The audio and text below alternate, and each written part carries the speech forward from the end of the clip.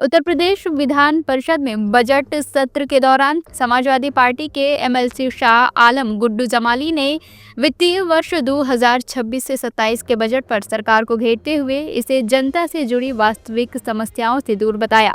उन्होंने सदन में प्रदेश के बजट, बुनकरों की स्थिति, आउटसोर्सिंग कर्मचारियों, सड़कों और एक्सप्रेसवे की गुणवत्ता जैसे कई अहम मुद्दे उठाए। सदन को संबोधित करते हुए शाह आलम गुड्डू जमाली ने सरकार द्वारा पेश किए गए 9 लाख करोड़ रुपए से अधिक के बजट को आंकड़ों का मायाजाल करार दिया। उन्होंने कहा कि सरकार बड़े बड़े बजट का ऐलान तो कर देती है, लेकिन उसका लाभ जनता तक नहीं पहुंच रहा है।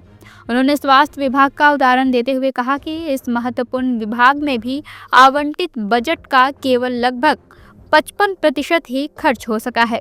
उनका कहना था कि जब धनराशि का सही उपयोग नहीं हो रहा तो इतने बड़े बजट का कोई औचित्य नहीं है। जमाली ने बुनकरों के मुद्दे पर सरकार को घेरते हुए कहा कि हथकरघा विभाग का बजट 5 गुना बढ़ाने के बावजूद बुनकरों को कच्चे माल के लिए कोई ठोस सहायता नहीं मिल रही।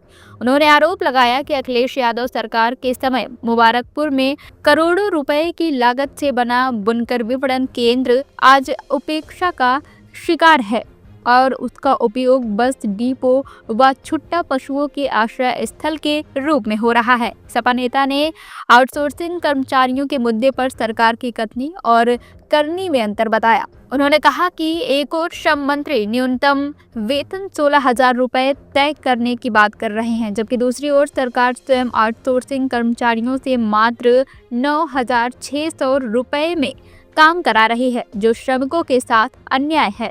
जमाली ने आजमगढ़ की जर्जर सड़कों का मुद्दा भी सदन में उठाया। उन्होंने भदुली से निजामाबाद, मिर्जापुर ब्लॉक से फूलपुर, माहुल होते हुए कलान चौक तथा जहानागंज ब्लॉक के शेरपुर बाजार से बैलाकोल फिनिहनी होते हुए बोगरिया बाजार तक खराब सड़कों का जिक्र किया। उन्होंने कहा कि खराब सड़कें और जाम किसानों के लिए बड़ी समस्या बन गई हैं, जिससे उन्हें अपनी उपज बाजार तक ले जाने में भारी दिक्कतों का सामना करना पड़ रहा है। प्रदेश में बन रहे एक्सप्रेसवे परियोजनाओं की सराहना करते हुए भी उन्होंने उनकी गुणवत्ता और सुरक्षा मानकों पर सवाल उठाए। उनका आरोप था कि लागत बचाने के नाम पर गुणवत्ता से समझौता किया जा रहा है, जिससे दुर्घटनाओं की घटनाएं बढ़ रही हैं। उन्होंने सरकार से अंतर्राष्ट्रीय सुरक्षा मानकों के अनुरूप निर्माण सुनिश्चित करने की मांग की। अंत में शाह आलम गुड्डू जमाली ने सरकार से अपील की कि बजट केवल कागजों तक सीमित न रहे, बल्कि विभागों को समय पर धनराशि उपलब्ध कराकर योजनाओं को ईमानदारी से जमीन पर लागू किया जाए, ताकि जनता को वास्तविक लाभ मिल सके। मान्यवर, ये बजट जो है 9,12,696.35 करोड़ का है और 25-26 का बजट 8,08,736.06 करोड़ का था। 2 बार अनुपूरक आए उसमें, जिसको मिला करके 8,65,00,000 करोड़ के आसपास वो थोड़ा ऊपर हो गया उससे। मगर मान्यवर, एक बात बहुत गौर करने की है इसमें कि 6 फरवरी 6 ऑफ दिस मंथ 2026 तक जो जानकारी है उसके मुताबिक 5,17,168.91 करोड़ का बजट। कृपया मोबाइल बंद रखें, स्वीकृत किया गया। स्विच ऑफ करिए, जरा साइलेंट मोड पर डालिए। जो पूरे बजट का हाउस है, जरा जो भी माननीय सदस्य का बज रहा है वो बताना तो हमको भी नहीं है और वो तो स्वयं बताएंगे नहीं, लेकिन जो मान्यवर, अब मान्यवर ये 1 मिनट मेरे में मत जोड़िएगा, आपके समय दूंगा मैं। हाँ, ठीक है। जो मान्यवर पूरे बजट का 59.78 होता है। उसके बाद अब हम आगे बढ़ते हैं। 6 फरवरी तक उसमें से 4,70,835 करोड़ रुपया विभागों को अलॉट किया गया, जो पूरे बजट का 54% है। और थोड़ा आगे आते हैं मान्यवर, ये जो 4,70,000 करोड़ रुपया विभागों को मिला, उसमें से जो विभागों ने 6 फरवरी तक खर्च किया वो पहुंचता है 28,000 जो 49.53 के आसपास है। मान्यवर, अब कहने को तो ये कहा गया कि जैसे ऊर्जा को अभी हमारे ऊर्जा मंत्री महोदय ने ही कहा कि भाई 65,000 से ऊपर का बजट है, बहुत बड़ा बजट है। यकीनन ठीक है, बजट की साइज तो ठीक ही है। सिंचाई विभाग और हेल्थ को 37,900 कुछ करोड़ रुपए का बजट है। सड़क और सेतु विभाग के लिए 34,000 करोड़ का बजट है। हथकरघा विभाग जिसको कहा गया कि 5,041 करोड़ रुपए का बजट है, और ये भी खास तौर से उसमें लिखा हुआ है कि ये 5 गुना पिछले बार के बजट से, इसको सरकार ने बहुत उदारता दिखाई है इस पे कि 5 गुना कर दिया। लेकिन मुझे बड़ी हैरत होती है कभी कभी कि 5 गुना नहीं, आप 10 गुना कर दीजिए। आप जब उनको कोई मदद ही नहीं दे पा रहे हैं, मैं बार बार ये मुद्दा इसलिए उठाता हूं बनकरों का कि मैं उनसे बहुत करीब से जुड़ा हुआ हूं। आप एक सब्सिडी देते थे 74 रुपये, जो आदरणीय मुलायम सिंह यादव जी स्वर्गीय के ज़माने में शुरू हुआ था। बाद में इस सरकार ने उसको ख़त्म ऐसा बढ़ाया कि 5 गुना 500 400 कुछ रुपए कर दिया बढ़ा करके, तो 5-6 गुना से ज़्यादा बढ़ा दिया। तो अब आप ये अगर क्लेम करते हैं कि हमने बजट बहुत ज़्यादा कर दिया, तो what is the use of this increase budget? ना हम बुनकरों को कोई रॉ मटेरियल में सहायता करते हैं, ना ही उनके, मैं तो मुबारकपुर से चूंकि एमएलए भी चुना जाता था, मैंने अपनी आंखों से देखा, हालांकि मैं उस वक्त बसपा में था। ये भी मैं बताऊं कि ऐसा नहीं कि कोई सरकार की तारीफ के लिए मैं बोल रहा हूं, लेकिन जो हकीकत है वो बोल रहा हूं। आदरणीय अखिलेश यादव जी की सरकार थी, वो मुख्यमंत्री थे, उन्होंने उदारता पूर्वक वहां पे विपणन केंद्र बनाया। चूंकि मुबारकपुर के लोग गए, उन्होंने प्रेजेंट किया, हम लोग भी उसमें इन्वॉल्व थे। उन्होंने उस परेशानी को समझा, बहुत लोग थे टाडा और यहाँ वहाँ के और भी बहुत बुनकर भाई आए थे कानपुर वगैरह से। तो उन्होंने कहा कि भाई मैं अहम अहम जगहों पे विपणन केंद्र बनाता हूँ, उसमें एक मुबारकपुर भी बना। लेकिन नतीजा क्या हुआ बनने के बाद? पैसा तो लग गया सरकार का, इसी बजट का जनता का पैसा है, लेकिन आज तक उसका कोई प्रॉपर यूज नहीं हुआ। मान्यवर, बस डिपो बना बुनकर भाइयों के लिए कि बनारस से उनका आवागमन आसान हो जाएगा। बस डिपो बन के लगभग खड़ा हो गया, करोड़ों रुपए उसमें इन्वेस्ट हो गए, और उसके बाद वो जंगली पशुओं को वहाँ पे रहने का घर बन गया। कोई बमुश्किल कभी महीने 2 महीने में एक आध बस आ जाती हो तो आ जाती है, वरना हमें तो कुछ दिखता नहीं, क्योंकि हम वहाँ पे जुड़े हुए हैं, रहते भी। तो इसलिए मान्यवर, अभी जैसे हमारे माननीय ऊर्जा मंत्री जी कह रहे थे कि बड़ा बजट है, तो भाई इस बड़े बजट का क्या फायदा? अभी मैंने पिछली बार मैं बोल रहा था तो मैंने एक बात कही थी। अब आप कहते हैं सरकार, देखिए दोनों बातें एक साथ नहीं हो सकती, या तो पैसा है या नहीं।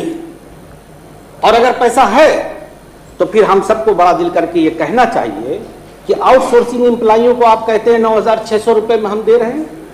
अभी आदरणीय श्रम मंत्री कल बोल रहे थे, और इसी हाउस का हिस्सा है, वो कह रहे थे 16,000 से कम हम किसी को नहीं देंगे। Then why you are paying them 9,600 rupees?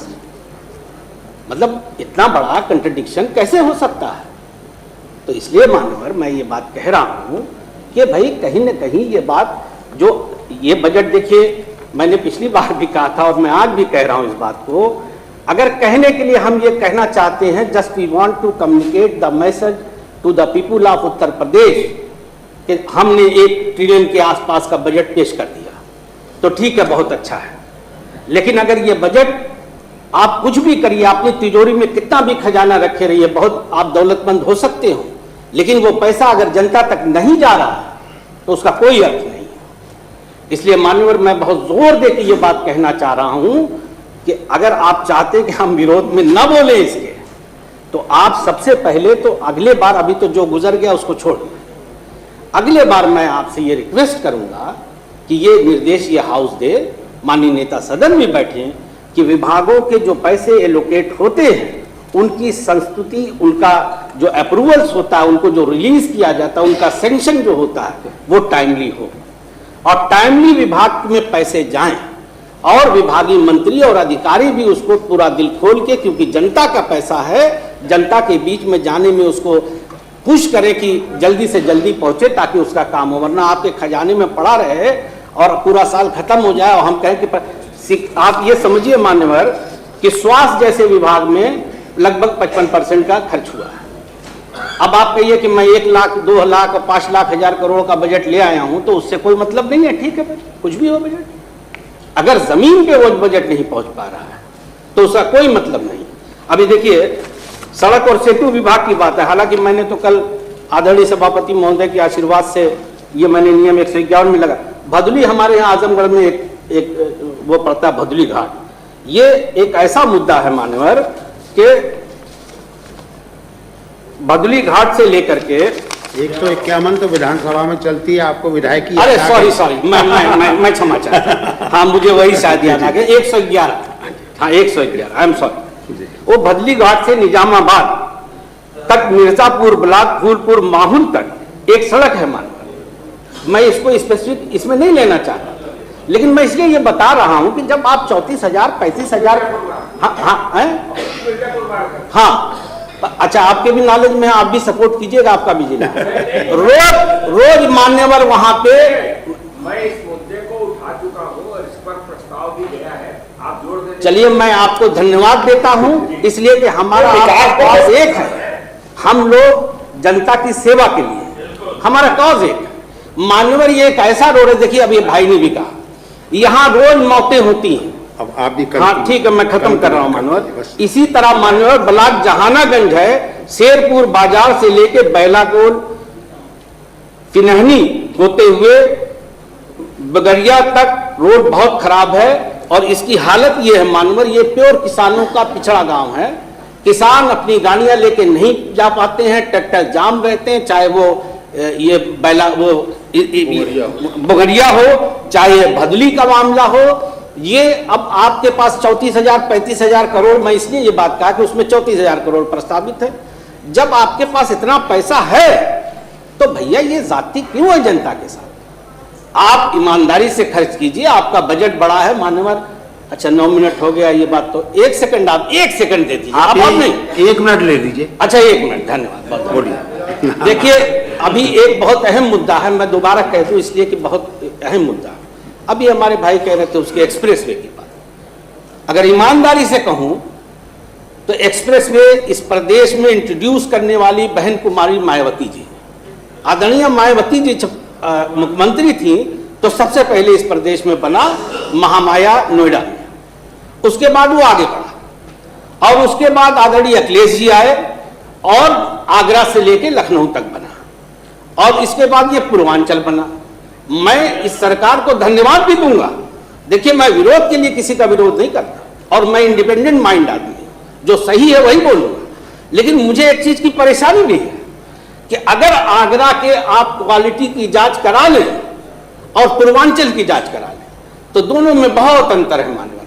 पैसा बचाने के नाम में उसकी क्वालिटी को खराब कर दिया गया और आप 9 बना रहे हैं एक्सप्रेसवे। मैं धन्यवाद देता हूं सरकार को, मैं बधाई देता हूं इसके लिए, मगर मैं फिर आग्रह करूंगा कि आप चाहे जितना भी एक्सप्रेसवे बनाएं उसकी सेफ्टी का पहले ध्यान रखें और ये इंटरनेशनल लेवल की होना चाहिए। मान्यवर, आपने मुझे मौका दिया, मैं आपका आभारी हूं और बजट का विरोध करता हूं। CIB इंडिया न्यूज की सभी खबरों को देखने के लिए लाल रंग की बटन को दबाकर चैनल को सब्सक्राइब जरूर करें, घंटी जरूर दबाएं ताकि हमारी सभी खबरों के नोटिफिकेशंस आप तक पहुंचते रहें।